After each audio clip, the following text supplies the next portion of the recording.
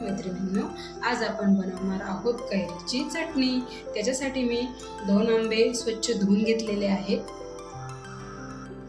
आंबे तुम्ही बघू शकता, स्वच्छ धुवून झाल्यानंतर आंब्याची साल आपल्याला काढून घ्यायची आहे। तुम्ही बघू शकता, आंब्याची साल काढून घेतल्यानंतर अशा प्रकारे आपल्याला आंबे कापून घ्यायचे आहे।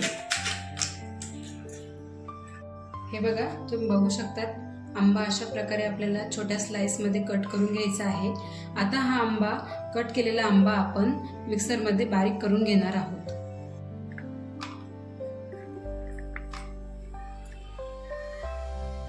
हे बघा, आता आपण मिक्सरमध्ये याचं छान वाटण करून घेणार आहोत।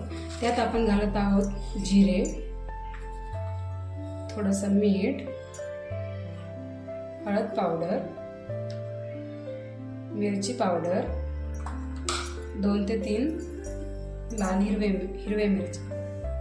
साधारणपणे असं वाटण जर निघालं तर आपल्याला त्यात थोडंसं पाणी घालून आपल्याला परत मिक्स करून घ्यायचं।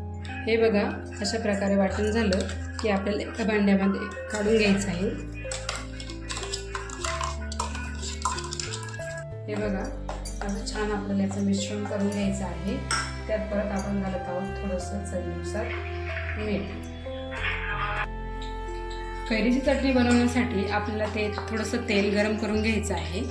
तेल गरम झाल्यानंतर आपण टाकत आहोत कढीपत्ता, मोहरी, जिरे। छान तडतडेपर्यंत आपल्याला थांबायचं आहे। छान तडतडल्यानंतर हे मिश्रण आपल्याला त्यात घालून छानपैकी मिक्स करून घ्यायचं आहे। बघू शकता,